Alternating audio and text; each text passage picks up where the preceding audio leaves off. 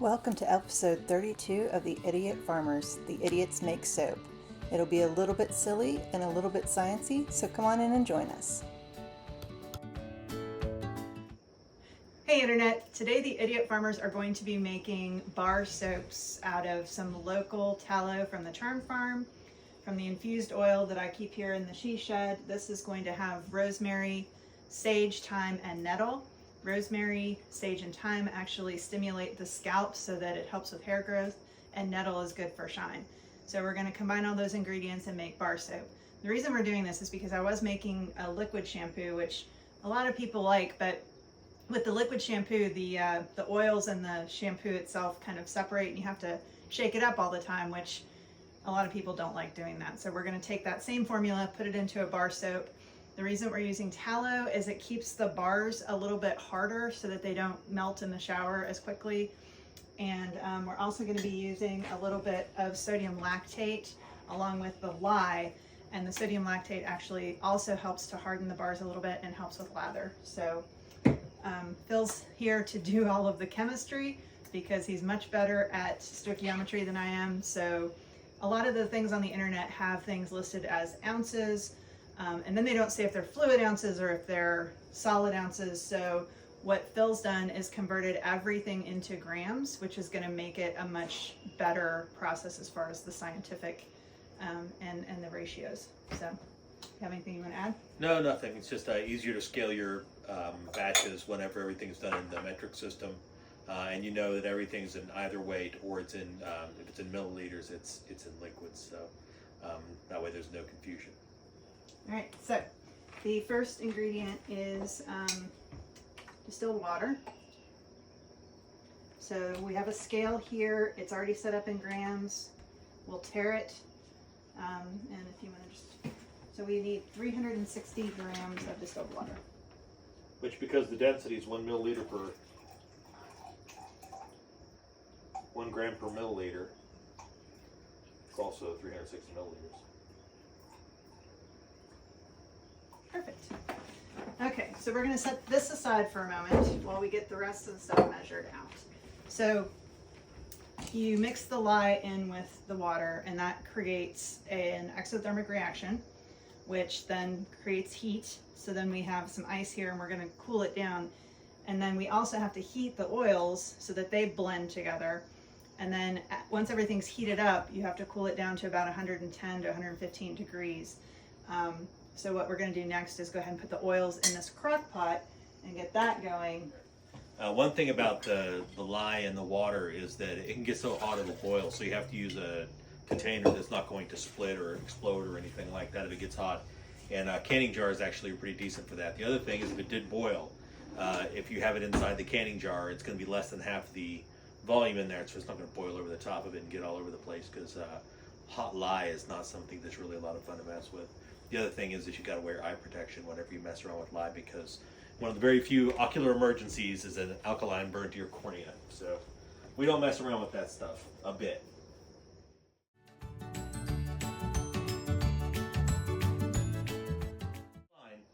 We want to have slightly more fats than we do of the lye, because you want to consume all of your sodium hydroxide, which is lye, in the experiment, so that there's none left over that's going to raise the pH and make it, uncomfortable to use. So the recipe that I saw online called for olive oil, which does actually lather a little bit better than almond oil, but all of my infusions are done in an organic almond oil. So next is 200 grams of almond oil. I sent you out to get castor oil the other day. I had already bought some. I didn't remember. Now I've got a lot of castor oil. No, just in case you need to poop.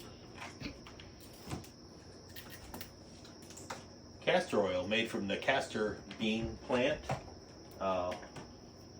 Interesting stuff. You don't want to take too much of it because a small portion of it is the deadly poison ricin. The more you know.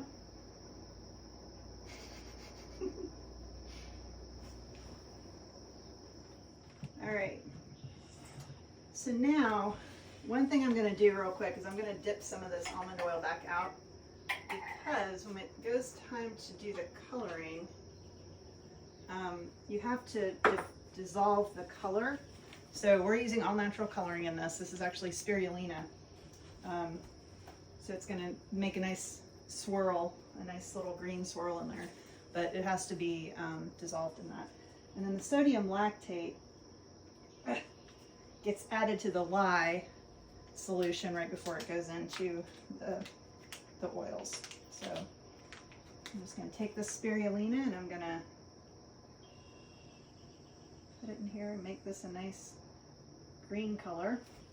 And then when when you're mixing up the, now I'm gonna need the other thing. When you're mixing up the oil and lye together, you're looking for something called trace. And there's a light trace, a medium trace, and a hard trace. You wanna try and get between light and medium. And that just means that it's thick enough that you could like trace your initials on the top. That's the point where you add the coloring and kind of like swirl it in. Okay, so at this point, it's just a matter of hurry up and wait. So, but Phil is gonna go outside to do the lye because it does let off some fumes as well. So we're gonna pause this, move it outside, and then we'll come back. Okay, so we're gonna mix up the lye solution now. Now, one thing you could do is just dump this whole thing in there, but because this is exothermic, in other words, whenever we mix the two things together, it gives off heat. We want to do this in a stepwise fashion. And just sort of mix some in, let it dissolve, mix some in, let it dissolve. And that way it doesn't boil. We really don't want it to boil. And yes, Brisket, you cannot be part of this.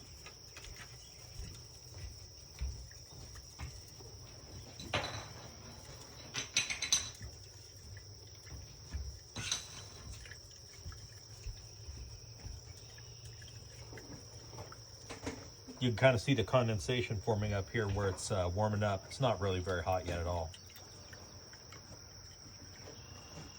And these canning jars can take quite a bit of heat, more heat than boiling, and that's all the hotter this will get is boiling temperature.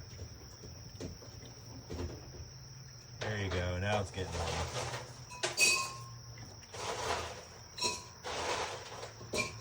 This is a very very strong alkaline solution. Strong sodium hydroxide is a strong base. And whenever you mix that with fats, it does something called saponification. And saponification, really that Greek prefix is for saponify, it means to make soap. And it has to do with making detergent mycels, but you know, my recent chemistry is not good enough to explain that for you, so maybe we could link something to the video that talks about saponification process.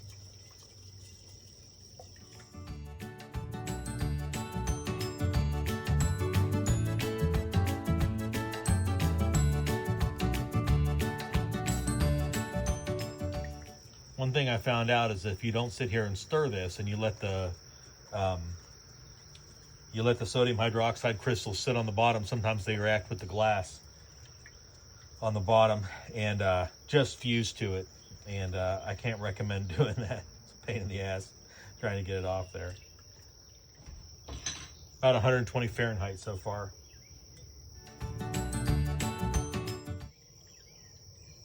What I might do is if it starts getting up into 170s, 180s is to just stop before I add the next set and just wait 5 or 10 minutes for this to cool off and for the reaction process to kind of slow down, and then we'll just add more. But we're only at 140 right now.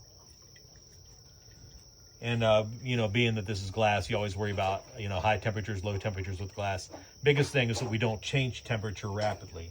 In other words, we don't, you know, expose this thing to a blowtorch or something, or we don't take hot glass and put it into ice, because it's that change in temperature that can fracture the glass.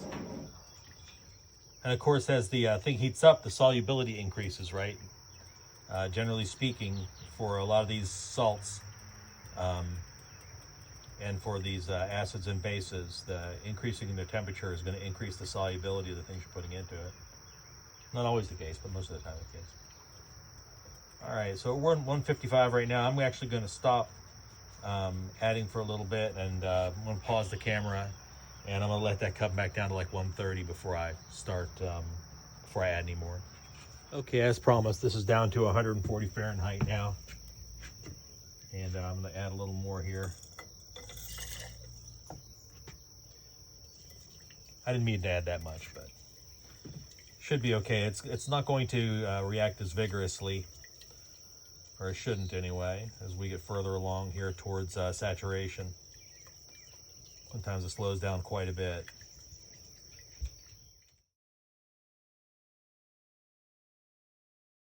Alrighty, that's about got it. So we got to 172 Fahrenheit.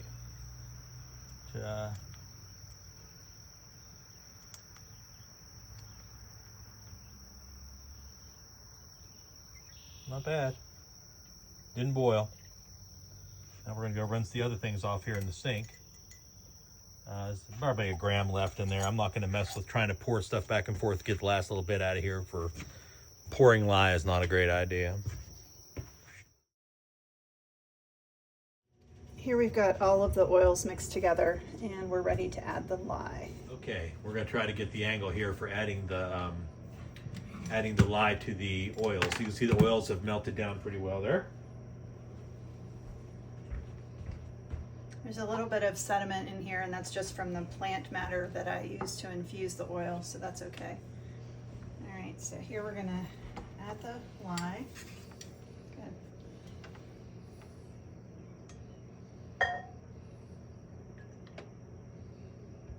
Good, just dump it.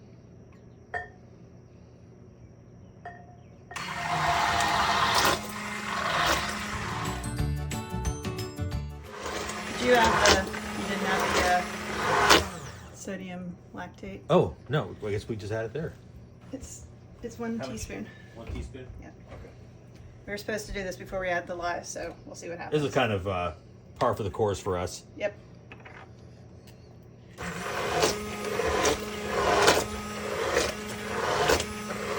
I'm gonna say what we always say. It's fine.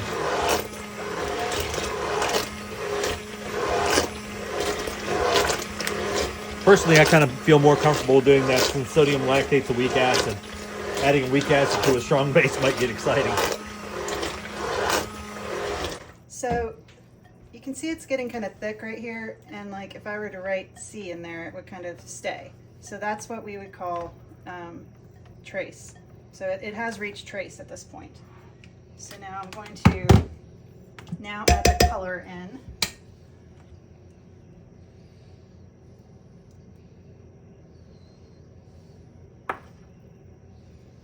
I don't want to mix it because I want it to just kind of swirl around a little bit. But there's that. And then the other thing I'm going to do is just add a little bit of rosemary essential oil just to give it a little bit more scent, because the tallow can be a little overpowering. So this will just give it a nice clean rosemary scent. And there you have it. Now what we're going to do is take it and put it into our silicone molds, which we have cleaned.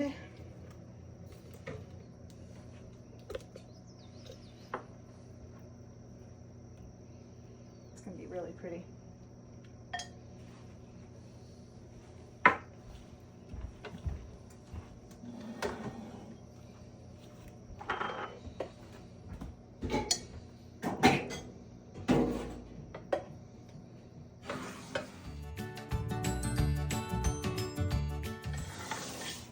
Now at this point, the lye is still pretty acidic. This is not saponified at this point. Alkaline. I'm sorry, it's pretty alkaline. It hasn't saponified yet, so you got to still be careful with getting it on your hands and stuff. So at this stage, if you wanted to put some decorations or something on your soap, like some fresh flowers or something to make it look pretty, which is what we did with the goat's milk soap here, this is where you would add that because it's thick enough that it won't sink down to the bottom. So now this has to sit for 24 hours. And then in 24 hours, you pop it out of the silicone mat, and then it has to actually cure for about 6 weeks. And then it will be good to be used. So we'll see, these ones will be ready actually on July 19th, and then this stuff will be ready about a week after that. So That's it. That's it. Well, to be continued. Yeah, to be continued. Thanks again for watching the Idiot Farmers. We have such a great time making these videos. If you like what you saw, please like, subscribe, and share. And check out our new website at www.99acrerestoratives.com. You can also catch us on Facebook and Instagram under 99 Acre Restoratives. Have a great day!